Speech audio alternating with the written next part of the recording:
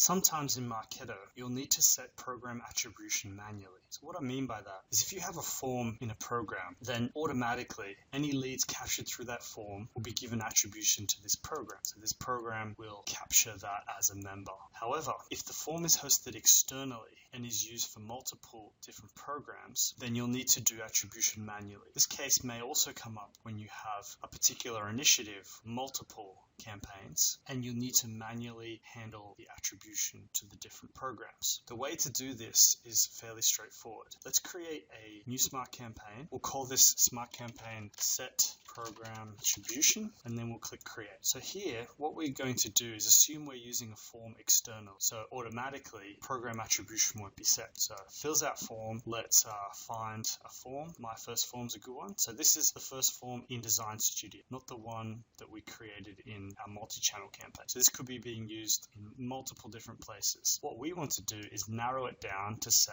if it's being used on our website, for example, the Contact Us page, then we want to manually attribute it to this program. So if we go to the flow, what we'll then do is change the data value and we'll look for program acquisition. So acquisition program. And we'll set the acquisition program to this channel, this multi-channel program, which is my first multi-channel. So you can set the acquisition program manually using the change data value.